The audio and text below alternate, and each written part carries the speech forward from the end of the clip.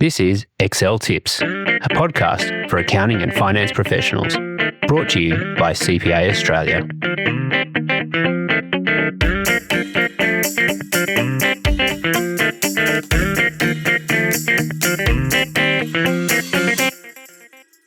Welcome to the Excel Tips podcast. My name is Neil Blackwood. Would you like to extract data from PDF files? Things like statements, delivery dockets, invoices. PDF files hold a lot of information, but in the past they've been difficult to get into, if you like, and hard to extract the data from. There are third-party products out there that can bring data into Excel, but they tend to require a manual intervention to get that to happen. You can use the built-in Power Query feature in Excel to import PDFs and to automate the process. This could be really useful for things like statement reconciliations. Maybe you need to capture the list of products that are on a particular invoice and manipulate them in some way. And being able to automate the process of extracting the information from the PDF can be really useful. Now, one word of warning here, the PDFs that I'm talking about here are the system-generated ones. Now, you can use a photocopier and create a PDF of a document. That doesn't tend to work with this situation. So you do need system-generated PDFs, which is typically what you'll get via email from suppliers, etc.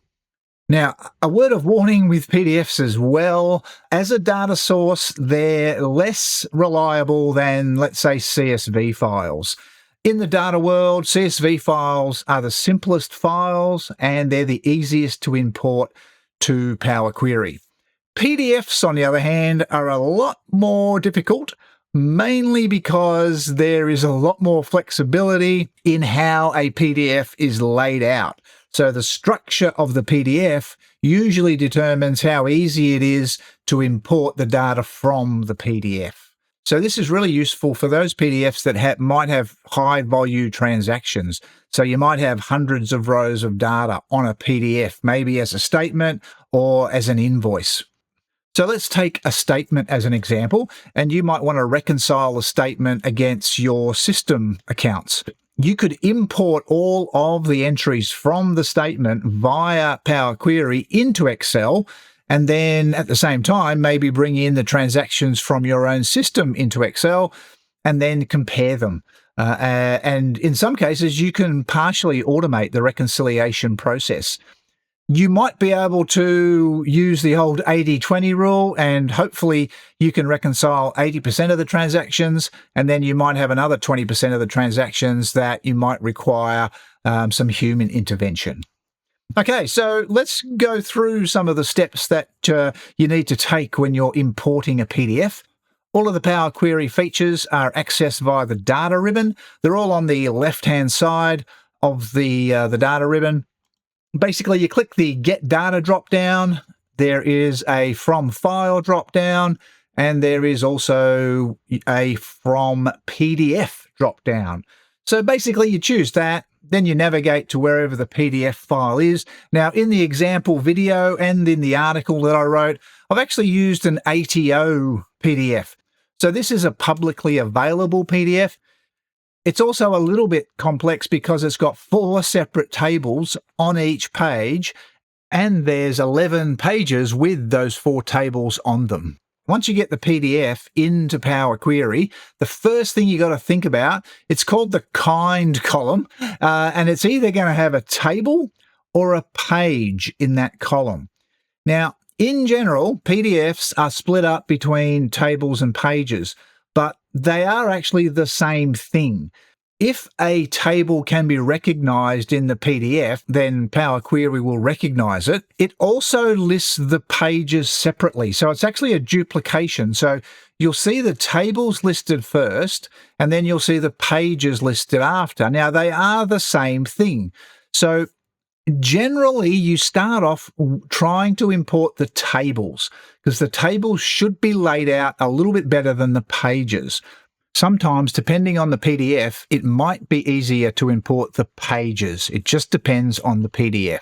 The companion video only looks at the table importation for this ATO PDF, which is fairly well laid out. So there is only one sort of glitch that in the companion video that I'll explain. So be careful you don't use tables and pages because that does duplicate the data. So it's one or the other. So as I mentioned, typically start with a table. If that works, great. If it doesn't, then switch to try with pages. And that's sort of something that you've got to get used to with PDFs. So you might need to do a bit of trial and error to get the right solution. So PDFs, as I mentioned, are a little bit more complex than CSV files. And so there is this trial and error required. The ATO document had 4 tables across the page and 11 pages. Power Query is going to combine all of those tables into a single table that's going to go all the way down the page. It's going to have over 2,900 rows in the final table. So it's a table of monthly salaries and how much tax you should deduct from that using the tax-free threshold, and then the other column is the non-tax-free threshold. So they're the 3 columns in the table that we want to import. So one thing to pick up in this structure is that the headings on each table are repeated throughout the data. And so in the companion video, I show you how you can remove those headers just using a simple filter. In the search box on the filter, you can just type a letter, and that will then limit all of the entries in the filter. In our case, the heading started with M, so I just typed an M. Then that enabled me to remove all of those extra header rows from the table. And that's really all I had to do. After that, I changed the data type to be a currency, and then that was it. So I downloaded the data, and then I saw that there was some errors. And that's because the last page of the PDF had a different structure to the first 11 pages. And that's not unusual for PDFs. But in our case, we needed to automate the process of removing those excess rows, the ones we don't need, because those tables were related to something else. They weren't related to what we were importing. So when errors are picked up in a Power Query, it'll give you a little hyperlink warning on the right-hand side in the Queries and Connections task pane.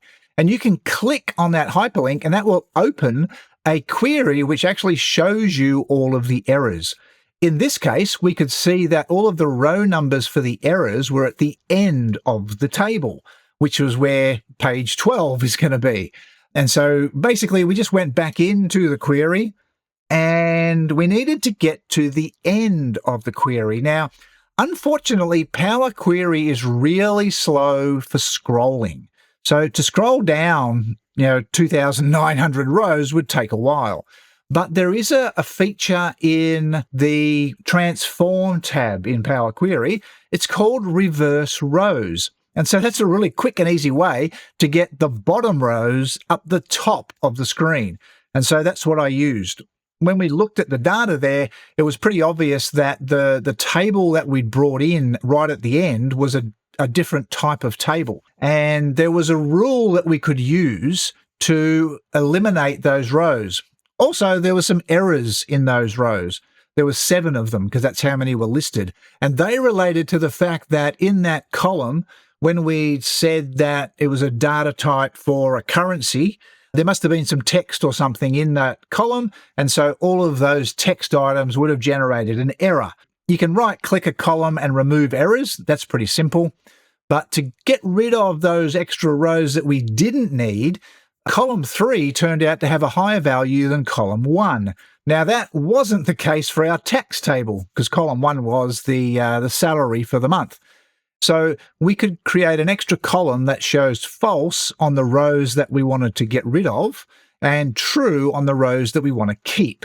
So once you put that column in, you just filter out the falses. So all of the rows we don't need are then gone, and then it was pretty much ready to go. So you can delete that column because that was like a temporary column.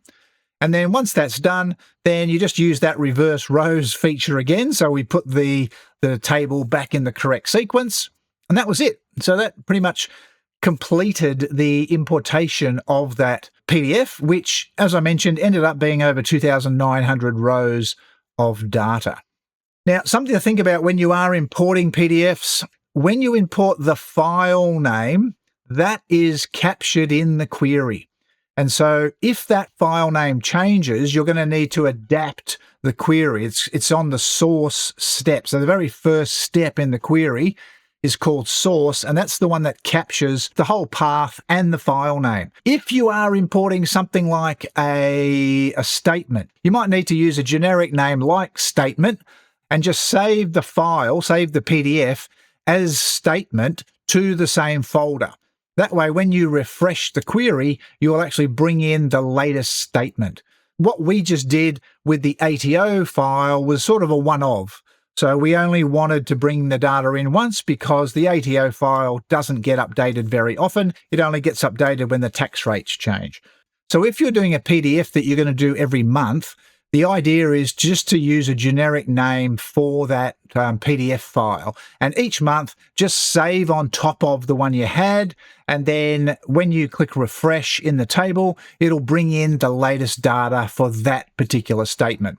Just a heads up, you will probably need to do a separate Power Query for each statement. But you might get lucky because coming out of different systems, the PDFs do tend to be the same. So depending on how many suppliers you might work with, as for statements, for example, then you might get lucky and some of the statements might be in the same structure. So you can reuse a Power Query. So as I mentioned, PDFs, they hold a lot of data, but in the past, it's been difficult to get to that data. And with Power Query in Excel now, you can automate some tasks in terms of importing the PDF data and possibly even creating some automation in terms of your reconciliations and maybe some of your other processes. Hope you found that useful. Thanks for listening. Thanks for listening to Excel Tips, a CPA Australia podcast. If you've enjoyed this episode, help others discover the show by leaving us a review or sharing this episode with colleagues, clients, or anyone else looking for the best Excel tips and tricks. To find out more about our other podcasts and CPA Australia, check out the show notes for this episode.